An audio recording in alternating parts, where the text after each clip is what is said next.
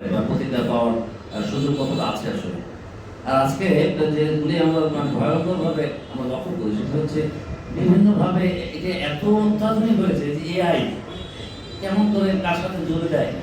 আমি এখানে বসে আমাকে ধান কেটে দেয়, মানে অবাক, আমি নিজেই অবাক হয়ে যাই। আমরা তো আসলে এই প্ল্যাটফর্মে দেখে শুধু আমি রাজনৈতিক কর্মী হিসেবে আমরা আসলে রাজনৈতিক প্রচারণা বিভিন্ন এটি আসলে এখন প্রধান মাধ্যম, যেহেতু বিগত সরকারের সময় আমরা অন্যভাবে কোনো স্পেস না পাওয়ার কারণে সামাজিক মাধ্যমের উপরে আমাদেরকে বসে করতে হয়। তা আমরা সেই জায়গা থেকে এমন এমন কিছু দেখে নিজেই অবাক হয়ে যাই, কনফিউজ হয়ে যাই যে আসলে কী হচ্ছে, কোথায় হচ্ছে। এটি আমরা আইডেন্টিফাই করতে পারি না যে আসলে সত্য কি মিথ্যা, এতটা এটা কি বলবো আসলে আমি ভাষা বুঝতে পারি না। আমি বসে আছি খালি গায়ে, আমাকে দেয় সুটটা তাই তুই করি আমি, এবং বুঝতেও পারি না যে এটা কখন তুলছিলাম। এটা তো একটা ভয়ঙ্কর ব্যাপার, এটা এতটাই ভয়ঙ্কর ব্যাপার যে এক নম্বর ছবির সাথে একজনকে জুড়ে দেওয়া যায়। যারা আমরা রাজনৈতিক করি, রাজনৈতিক কর্মী, আমাদের জন্য এটা আরো বেশি ভয়ঙ্কর। যারা আমাদের নানান পক্ষ বিপক্ষ থাকে, শত্রু থাকে। আজকে আমাদের এই যে সাইবার ক্রাইম যেটা বলা হয় বা বুলিংয়ের শিকার যেতে হয়, আমরা রাজনৈতিকভাবে ব্যাপকভাবে এটা শিকার হচ্ছি। আমরা কিন্তু ব্যাপকভাবে হচ্ছি, প্রতিপক্ষ বিভিন্নভাবে আমাদের যে আরো বেশি দক্ষতার পরিচয় দিচ্ছে আমাদেরকে এইভাবেই করার জন্য। তো সবচেয়ে বড় কথা হচ্ছে যে আমরা এটা সচেতনতার কোনো বিকল্প নাই। আর এই যে ছেলে মেয়েরা অনেক ক্ষেত্রে হয়, মেয়েদেরও সচেতনতার দরকার অবশ্যই। আমরা এটা একটা হয় না, যদি কথা বলার সুযোগ আমি কাউকে না দিই, আসলে এটা হওয়ার সুযোগ কতটা আছে আমরা জানা নেই। সেক্ষেত্রে তাদেরও সচেতন হতে হবে। আর একটা রাজনৈতিক দলের কর্মী হিসাবে আমরা প্রত্যাশা করি যে আমরা এখানে যারা আছি আমাদের মধ্যে এই ধরনের খবর পাওয়ার এই কারণে যে আমরা জনমুখী যারা রাজনীতি করে, জনগণের উপর যারা নির্ভর করি, জনসমর্থনের বিকল্প যাদের কাছে নাই, তাদেরকে আসলে অনেক কিছু ভেবেচিন্তে করতে হয়। সুতরাং এই ব্যাপারে আমরা যথেষ্ট সজাগ আছি। আমাদের কিছু প্রস্তাবনা এটি আসলে এটি দাবি রাখে যদি আলোচনা হতে পারে।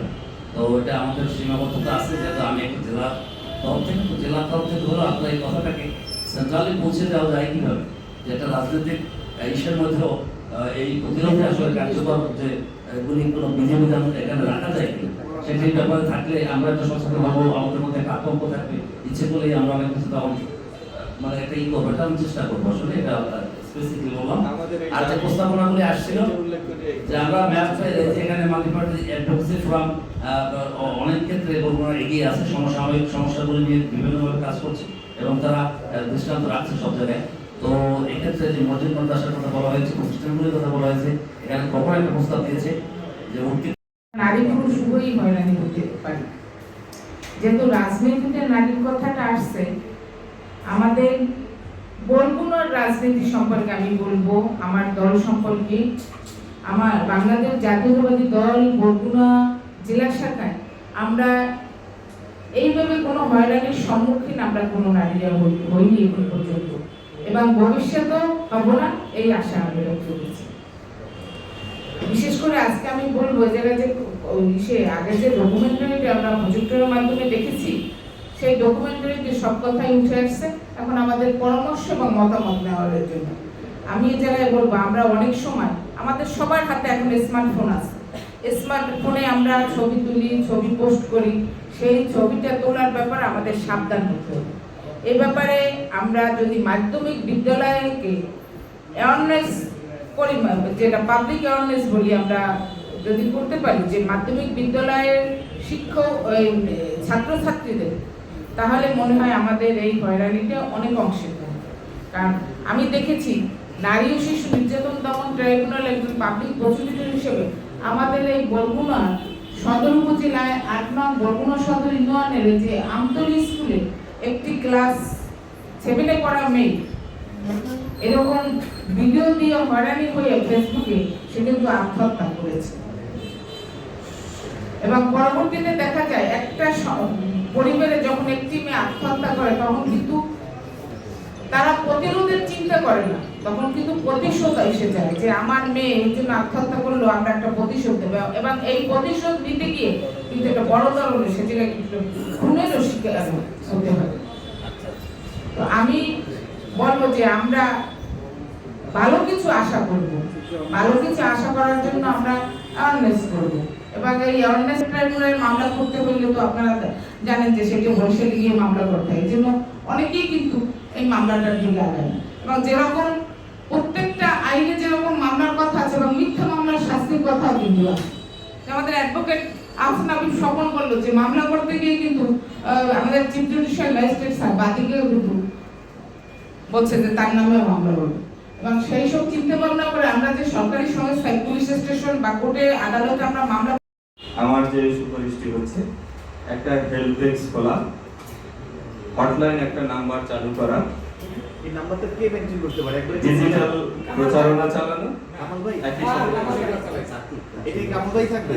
রাজনৈতিক দলের কাছে আমার যেটা প্রত্যাশা, বিশেষ করে রাজনৈতিক দলের মধ্যে অনেক সময় দেখা যায় নৈতিক স্খলন ঘটে, অনৈতিক কর্মকাণ্ড হয়।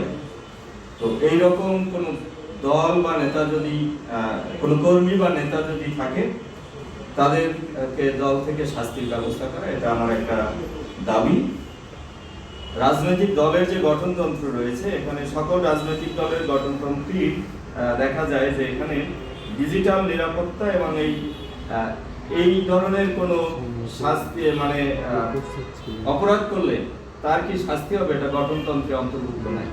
আমার দাবি হচ্ছে যে এখান থেকে এই আওয়াজটা উঠুক, দলীয় গঠনতন্ত্রে ডিজিটাল নিরাপত্তা এবং এই ধরনের অপরাধ করলে যে শাস্তি, এটা যেন তাদের গঠনতন্ত্রে অন্তর্ভুক্ত করা হয়। আরেকটা আমার প্রস্তাব হচ্ছে, সামনে যেহেতু নির্বাচনী ইস্তেহারে আমরা এই পয়েন্টটা দাবি করছি, তাদের নির্বাচনী ইস্তেহারে যেন থাকে যে এই ধরনের অনলাইন হয়রানি হলে তারা কি ব্যবস্থা নেবে। আমরা এই প্রতিশ্রুতি তাদের নির্বাচনী ইস্তেহারে দেখতে চাই, আর সেই সাথে প্রচারণা চালানো। এরপরে আসি সরকারি সংস্থা। সরকারি সংস্থার বিষয়ে আমাদের অনেকগুলো আইন আছে, অনেকগুলো হটলাইন আছে, অনেক ধরনের মানে নীতিমালাও তৈরি হয়েছে, সবই ঠিক আছে। আমার কাছে যেটা মনে হচ্ছে এখানে কার্যকারিতা এবং প্রয়োগটা অপেক্ষাকৃত কম। এখানে এই আইনের দ্বারস্থ হলে সহযোগিতা কম পাওয়া যায়। অনেক সময় এই মানে বিচার চাইতে যাইয়া হয়রানিরও শিকার হতে হয়। আর প্রত্যেকটা থানায় একটা নারী ও শিশু ডেস্ক চালু আছে, কিন্তু এই ডেস্কে যারা দায়িত্ব পালন করে এরা কিছুদিন পর পর বদলি হয়ে যায়। তো দেখা যায় যেখানে যেই একটু অভিজ্ঞতা অর্জন করলো, সে এখান থেকে কোর্ট পুলিশে তারে দেওয়া, তখন আর এই অভিজ্ঞতা কাজে লাগে না। আবার নতুন যে আসে তার কাছ থেকে এই সহযোগিতাটা ওই রকম পাওয়া যায় না। এই যে থানাগুলোতে যে নারী এবং হেল্প ডেস্ক যেখানে আছে, তো চাকরিও তো একটা নীতিমালা অনুযায়ী 3 বছরের বেশি থাকতে পারে না, কমপক্ষে 3 বছর তাকে রাখা যায়, এটা